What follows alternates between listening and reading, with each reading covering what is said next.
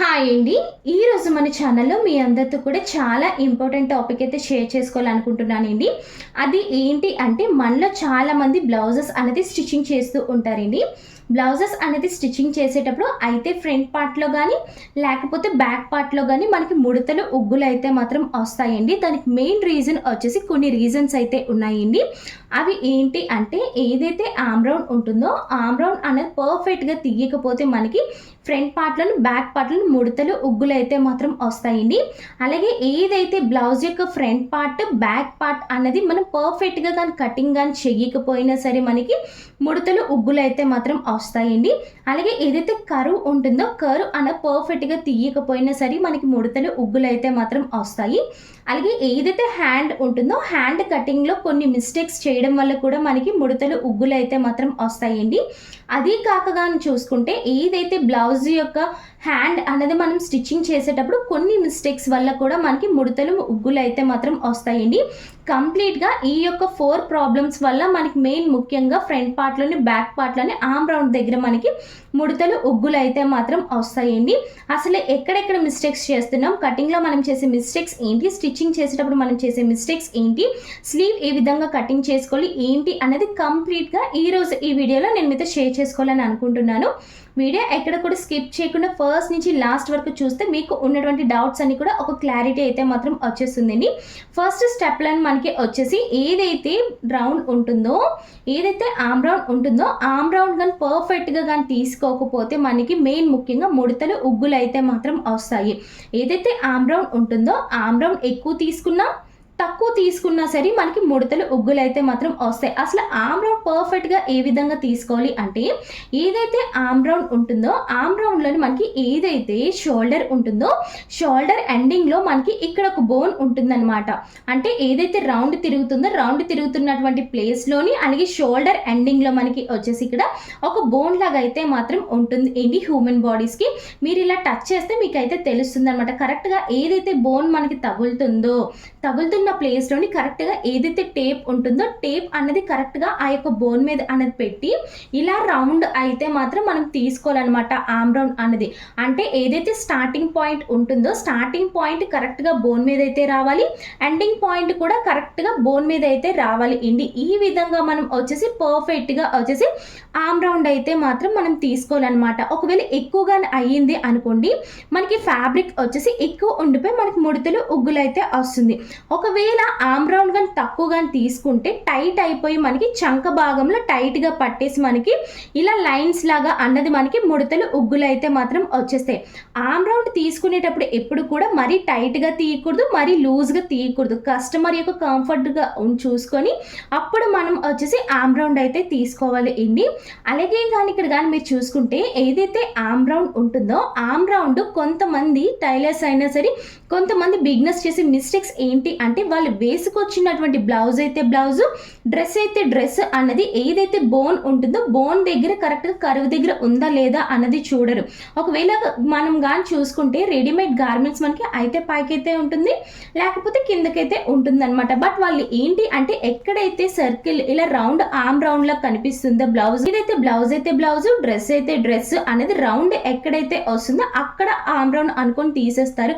అది కంప్లీట్గా wrong process ఏంటి. ఎవరైతే కస్టమర్ ఉన్నారో ఆ యొక్క కస్టమర్కి వాళ్ళు వేసుకున్నటువంటి బ్లౌజ్ రెడీమేడ్ గార్మెంట్స్ అయితే పైకైనా వెళ్తుంది కిందకైనా వెళ్తుంది. కాబట్టి ఏదైతే డ్రెస్ ఉంటుందో డ్రెస్ అనేది మన పైకి కానీ లేకపోతే కిందకి కానీ పర్ఫెక్ట్గా బోన్ మీదకి వచ్చేలాగా ఆమ్ రౌండ్ అనేది చూసుకొని టేప్తో అన్నది మనం ఈ విధంగా ఎండింగ్ పాయింట్ అంటే ఏదైతే స్టార్టింగ్ పాయింట్ ఉంటుందో స్టార్టింగ్ పాయింట్ నుంచి ఇలా రౌండ్ తిప్పుకుంటూ మనం కరెక్ట్గా ఈ విధంగా అయితే తీసుకోవాలి.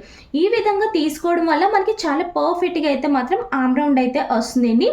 ఆమ్ రౌండ్ మరీ ముఖ్యంగా నేను చెప్తున్నాను. ఆమ్ రౌండ్ కానీ పర్ఫెక్ట్గా కానీ తీయకపోతే మాత్రం మనకి ఏదైతే బ్లౌజ్ ఉంటుందో బ్లౌజ్ యొక్క ఫ్రంట్ పార్ట్లోని బ్యాక్ పార్ట్లోని ఏదైతే స్లీవ్ ఉంటుందో స్లీవ్ దగ్గర మనకి బుడగలాగా ముడతలు ఉగ్గులు అయితే మాత్రం వస్తాయి ఏంటి. ఇక్కడ మీరు చూసారు కదండి ఆమ్ రౌండ్ అన్న పర్ఫెక్ట్గా ఏ విధంగా తీసుకోవాలి అని అన్నది. అలాగే ఏవైతే కటింగ్ ఉంటుందో కటింగ్లో మీరు చేసే మిస్టేక్స్ ఏంటి అన్నది కూడా ఇప్పుడు మనం చూసిద్దాం రండి. మనం ఏదైతే కటింగ్ ఉంటుందో కటింగ్లో మనం చేసే మిస్టేక్స్ ఏంటి అన్నది ఇప్పుడు మనం చూసేద్దాం ఏంటి. ఏదైతే ఆమ్ రౌండ్ యొక్క డౌన్ ఉంటుందో ఆమ్ యొక్క రౌండ్ యొక్క డౌన్ అన్నది ఒక్కొక్కరు ఒక్కొక్క మెథడ్ని అయితే ఫాలో అవుతారండి. నేను వచ్చేసి కంప్లీట్గా ఫార్ములాస్తోనైతే మాత్రం కటింగ్ అయితే ఉంటుంది. జస్ట్ మనం వేస్ట్ చెస్ట్ మెజర్మెంట్ తీసుకొని కంప్లీట్గా బ్లౌజ్ అంతా కూడా ఫార్ములాస్ బట్టి అయితే మాత్రం కటింగ్ అయితే చేసేస్తామండి. చాలా పర్ఫెక్ట్గా అయితే మాత్రం వస్తుంది. ఎక్కడ కూడా చిన్న మిస్టేక్ కూడా రాదండి, అంత పర్ఫెక్ట్గా అయితే మాత్రం వస్తుంది.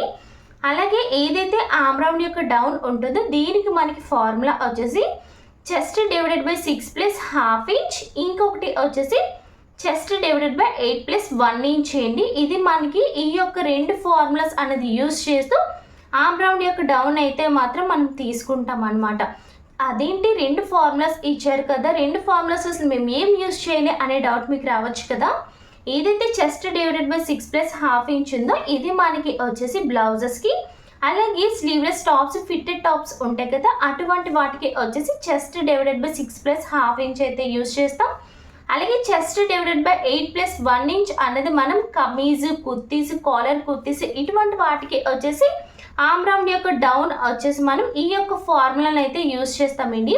ఒక్కసారి నేను చెప్పానని కాదు, ఈ యొక్క రెండు ఫార్ములాస్లోని ఏదైతే మీరు స్టిచ్చింగ్ చేస్తున్నారో దానికి సంబంధించి ఈ యొక్క ఫార్ములాస్ అనేది యూజ్ చేస్తూ మీరు ఆమ్ రౌండ్ యొక్క డౌన్ అనేది మీరు తీసి నేను చెప్పినట్టుగా మీరు కటింగ్ అని చేస్తే మీకు ఒక ముడత కానీ ఉగ్గు కానీ ఏది రాదు. చాలా చక్కగా అన్నది రౌండ్ అనేది చాలా పర్ఫెక్ట్గా బాడీకి హగ్గింగ్ అయితే మాత్రం వస్తుందండి. ఒక్కసారి ట్రై చేసి చూడండి. నేను ఈ యొక్క ఫార్ములాస్ అనేది యూజ్ చేసి కటింగ్ చేసి స్టిచ్చింగ్ చేస్తాను, చాలా పర్ఫెక్ట్గా అయితే మాత్రం వస్తుందండి. అలాగే ఇక్కడ కానీ మీరు చూసుకుంటే ఏదైతే ఇక్కడ కరువు ఉంటుందో ఈ యొక్క కరువు అన్నది మీరు సరిగ్గా తీసుకోకపోయినా సరే మీకు ఫ్రంట్ భాగంలో బ్యాక్ భాగంలో మనకి వచ్చేసి ముడతలు ఉగ్గులు అయితే మాత్రం వస్తాయండి. ఏదైతే ఈ యొక్క కరువు ఉంటుందో ఈ యొక్క కరువు అన్నది పర్ఫెక్ట్గా ఏ విధంగా తీసుకోవాలి అంటే ఏదైతే పైన సీమ్ అలవెన్స్ అయితే ఇచ్చుకున్నామో ఆ యొక్క సీమ్ అలవెన్స్ అనేది వదిలేసుకొని కరెక్ట్గా కరెక్ట్గా అక్కడి నుంచి ఇక్కడికి ఎంత లెంత్ ఉన్నది అనేసి చూసుకొని దానికి మనం రెండు పార్ట్స్ కిందనైతే సపరేట్ చేసేసుకోవాలన్నమాట. 2 పార్ట్స్ కింద సపరేట్ చేసుకుంటే మనకి ఇక్కడికి అన్నది వస్తుంది. ఆ తర్వాత వచ్చేసి ఈ రెండిట్లకి వచ్చేసి ఈ విధంగా ఎంత వచ్చింది అన్నది చూసుకొని దాన్ని మనం 2 పార్ట్స్ కిందనైతే చేసుకోవాలన్నమాట. అంటే ఏదైతే మన ఫార్ములాస్ అనేది యూజ్ చేస్తే ఇక్కడ మనకి 5.5 వచ్చింది కదండి, దాన్ని 2 పార్ట్స్ కింద చేసుకుంటే మనకి ఇక్కడ 2.5 అయితే వస్తుంది. ఇక్కడ 4 ఇంచెస్ ఉంది కాబట్టి 2 పార్ట్స్ కింద చేసుకుంటే 2 ఇంచెస్ అయితే వచ్చింది. కరెక్ట్గా ఏదైతే ఇక్కడ పాయింట్స్ ఉన్నాయో ఈ 3 పాయింట్లు అన్నది కలుపుకుంటూ మనం ఆమ్ రౌండ్తో కానీ కరువు కానీ తీసుకుంటే మనకి చాలా పర్ఫెక్ట్గా అయితే మాత్రం వస్తుందండి. ఇక్కడ మీకు చూపిస్తాను చూడండి. ఈ విధంగా వచ్చేసి ఈ యొక్క పాయింట్ టచ్ అవ్వాలి, ఈ యొక్క పాయింట్ టచ్ అవ్వాలి, ఈ యొక్క పాయింట్ టచ్ అవ్వాలి.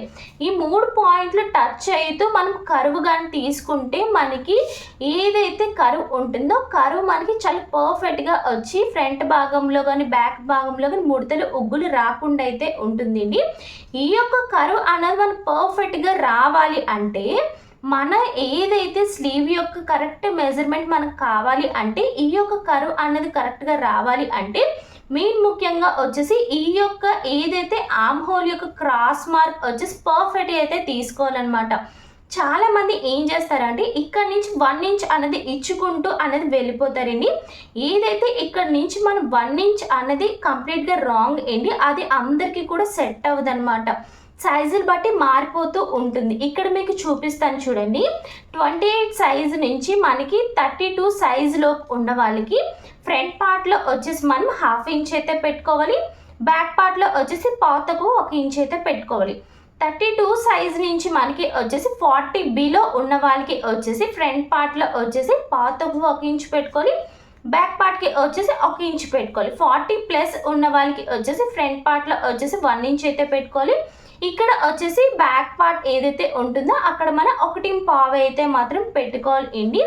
బట్ ఏంటి అంటే ఈ యొక్క సైజులు ఏవైతే ఇక్కడ సైజులు ఉన్నాయో ఈ యొక్క సైజులు బట్టి మనకి వచ్చేసి ఈ యొక్క క్రాస్ మార్క్ అయితే మాత్రం మారిపోతూ ఉంటుంది. బట్ ఏంటి అంటే ఈ యొక్క క్రాస్ మార్క్ ఈ విధంగా ఉంటుంది, ఇంత పెట్టుకోవాలి అని తెలియక బిగినర్స్ ఏం చేస్తారు అంటే నార్మల్గా 1 ఇంచ్ కానీ 1/2 ఇంచ్ కానీ ఇచ్చుకుంటూ వాళ్ళు రౌండ్ అయితే మాత్రం ఇచ్చేసుకుంటారు. ఇలాగా మీరు ఏదైతే ఆర్మ్ యొక్క క్రాస్ మార్క్ అనేది మీరు సరిగ్గా అనేది మార్కింగ్ చేసుకొని కానీ కరువు కానీ సరిగ్గా కానీ ఇవ్వకపోతే మనకి ఖచ్చితంగా ఫ్రంట్ పార్ట్లోని కానీ బ్యాక్ పార్ట్లో కానీ ఖచ్చితంగా మనకు ముడతలు అయితే వచ్చేస్తాయి అన్నమాట. అంటే సైజెస్ బట్టి దీని యొక్క ఏదైతే లెంత్ ఉంటుందో దీని యొక్క లెంత్ అనేది మారిపోతూ ఉంటుందండి. దీనికి సంబంధించిన కంప్లీట్ వీడియో మన యొక్క యూట్యూబ్ ఛానల్లో ఉంటుంది. దాని యొక్క లింక్ కూడా నేను కిందనైతే పెడతాను. ఏదైతే ఇది ఉంటుందో ఇది కూడా నేను ఫోటో తీసి మీకు పోస్ట్లోనైతే మాత్రం పెడతాను అనమాట. స్క్రీన్ షాట్ తీసుకొని లేకపోతే నోట్స్లో అనేది నోట్ చేసుకోండి. మీరు కటింగ్ చేసేటప్పుడు ఏ సైజు వాళ్ళకి ఎంత వస్తుందని క్లియర్గా అనేది మీరు మెన్షన్ చేసుకోండి. అప్పుడు మీకు చాలా పర్ఫెక్ట్గా అయితే మాత్రం వస్తుందండి. ఏదైతే ఇక్కడ ఉంటుందో ఫార్ములా అనేది యూజ్ చేస్తూ ఇక్కడ నేను చేశాను కదా, ఇక్కడ కానీ మీరు చూసుకుంటే వీళ్ళ సైజుకి వచ్చేసి ఆర్మ్ రౌండ్ వచ్చేసి 17 ఇంచెస్ కదా. ఏదైతే ఇక్కడ ఉంటుందో సీమ్ అలవెన్స్ అనేది వదిలేసుకొని కరెక్ట్గా ఇక్కడ ఈ విధంగా పెట్టేసుకొని ఈ విధంగా అయితే చూసుకుంటున్నాను అనమాట. కరెక్ట్గా 17 అంటే మనకి 8.5 అయితే మాత్రం రావాలండి. అలాగే ఇక్కడ కానీ మీరు చూసుకుంటే మీకు కరెక్ట్గా 8.5 అయితే మాత్రం వచ్చింది. ఇక్కడ చూస్తున్నారు కదా, అయితే ఒక ఇంచు కానీ అటు కానీ ఇటు కానీ వెళ్ళలేదండి. చాలా పర్ఫెక్ట్గా అయితే మాత్రం మనకి 8.5 అయితే మాత్రం వచ్చింది. ఈ యొక్క ఫార్ములా అనేది మీరు యూజ్ చేస్తే మీకు చాలా పర్ఫెక్ట్గా అయితే మాత్రం వస్తుంది. అలాగే కొంతమందికి ఏమవుతుందంటే ఇక్కడ అంటే ఏదైతే ఇక్కడ ప్లేస్ ఉంటుందో ఇక్కడ నుంచి ఆర్మ్ రౌండ్ చూసుకుంటే కొంతమందికి వచ్చేసి 9 ఇంచెస్ వస్తుంది, కొంతమందికి 10 ఇంచెస్ అయితే వస్తుంది. ఇక్కడ ఎగ్జాంపుల్గా ఇక్కడ మనకి 8.5 అయితే కావాలి, బట్ ఇక్కడ మనకి ఎంత 9 ఇంచెస్ వచ్చింది అనుకోండి. ఎంత మనకి ఎక్స్ట్రాగా వచ్చింది, మనకు కావాల్సింది 8.5, మనకి ఎంత వచ్చింది 9 ఇంచీలు వచ్చింది. అంటే మనకి 1/2 ఇంచ్ ఎక్స్ట్రా వచ్చింది. కాబట్టి ఏదైతే ఇక్కడ ఎల్ పాయింట్ ఉంటుందో ఎల్ పాయింట్ నుంచి కరెక్ట్గా 1/2 ఇంచ్ అనేది మనం పైకి ఈ విధంగా అనేది మార్కింగ్ చేసుకొని స్ట్రైట్గా ఒక లైన్ అయితే మాత్రం గీసేసుకోవాలి. స్ట్రైట్గా ఒక లైన్ అన్నది గీసేసుకొని ఏదైతే ఇక్కడ పాయింట్ ఉంటుందో డబ్బా షేప్ లాగా అన్నది ఇక్కడ మనకి ఎల్ షేప్ లాగా వస్తుంది కదా, ఇక్కడ నుంచి 1 ఇంచ్ అనేది ఇచ్చుకొని ఇక్కడ నుంచి మనం కర్వ్ అయితే మాత్రం ఇచ్చుకోవాలి. ఏదైతే ఆర్మ్ రౌండ్ ఉంటుందో ఆర్మ్ రౌండ్ మనకి ఒకవేళ 1 ఇంచ్ కానీ ఎక్కువ వచ్చింది అనుకోండి, ఏదైతే ఇక్కడ ఎల్ షేప్ ఉంటుందో ఇక్కడ నుంచి కరెక్ట్గా 1 ఇంచ్ అనేది మార్కింగ్ చేసుకొని కరెక్ట్గా 1 ఇంచ్ దగ్గర నుంచి ఈ విధంగా స్ట్రైట్గా ఒక లైన్ గీసుకొని 1 ఇంచ్ అయితే 1 ఇంచ్, 1/2 ఇంచ్ అయితే 1/2 ఇంచ్ అనేది ఇచ్చుకొని మనం కర్వ్ ఇచ్చుకొని ఆర్మ్ రౌండ్ కానీ చెక్ చేసుకుంటే మనకి చాలా పర్ఫెక్ట్గా అయితే మాత్రం వస్తుందండి.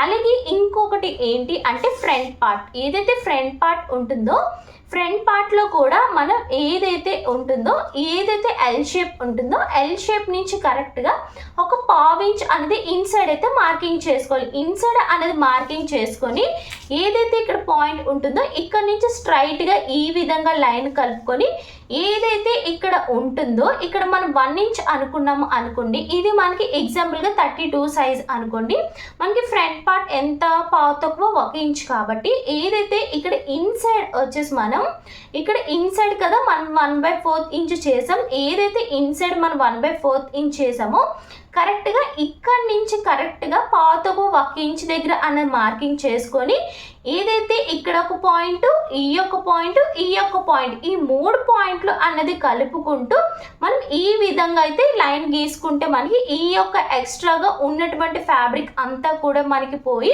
ముడతలు ఉగ్గులు రాకుండా అయితే మాత్రం ఉంటుంది. మీకు ఎగ్జాంపుల్గా ఇక్కడ చూపిస్తాను చూడండి.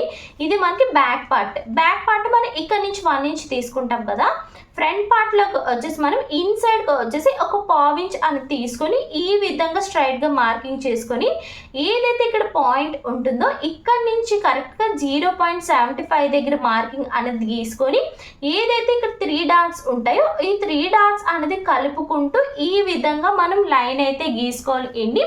ఈ విధంగా గీసుకోవడం వల్ల మనకి ఎక్స్ట్రాగా ఉన్నటువంటి ఫ్యాబ్రిక్ అంతా కూడా మనకి ముడతలు ఉగ్గులు రాకుండా ఉంటుందన్నమాట. ఒకవేళ ఈ యొక్క ఎక్స్ట్రాగా ఉన్నటువంటి ఫ్యాబ్రిక్ కానీ మీరు ఇన్సైడ్ కానీ 1/4 ఇంచ్ కానీ ఇచ్చుకోకపోతే ఈ యొక్క ఫ్యాబ్రిక్ అంతా కూడా ఉండిపోయి మనకి ఫ్రంట్ భాగంలో ముడతలు ఉగ్గులు అయితే మాత్రం వచ్చేస్తాయండి. కూడా ఫ్రంట్ భాగంలో ఎప్పుడు కూడా ఇన్సైడ్ 1/4 ఇంచ్ అనేది మీరు లోపలికి తీసుకోమని అయితే నేను ఫస్ట్ నుంచి అయితే మాత్రం చెప్తున్నానండి. మన యొక్క ఛానల్ ఫస్ట్ నుంచి ఫాలో అయిన అందరికీ కూడా తెలుస్తుంది అనమాట. సో ఎవరైనా కొత్తగా ఉన్నవాళ్ళు అయితే మన యొక్క ప్రీవియస్ వీడియోస్ అయితే చూడండి, బ్లౌజ్ యొక్క కటింగ్ వీడియోస్ మీకు చాలా క్లారిటీగా అయితే మాత్రం అర్థమవుతుంది. అలాగే కొన్ని ఫ్యాబ్రిక్స్ మనకి వచ్చేసి చాలా స్మూత్గా ఉంటాయి, అలాగే కొన్ని స్ట్రెచబుల్ ఫ్యాబ్రిక్స్ అయితే ఉంటాయండి. సో కొన్ని స్ట్రెచబుల్ ఫ్యాబ్రిక్స్ ఏంటి అంటే మీరు ఎంత పర్ఫెక్ట్గా కటింగ్ చేసినా స్టిచ్చింగ్ చేసినా అవి ఏంటి అంటే మనకి ఆర్మ్ రౌండ్ దగ్గర మనకి ముడతలు ఉగ్గులు అయితే మాత్రం వచ్చేస్తాయి ఏంటి.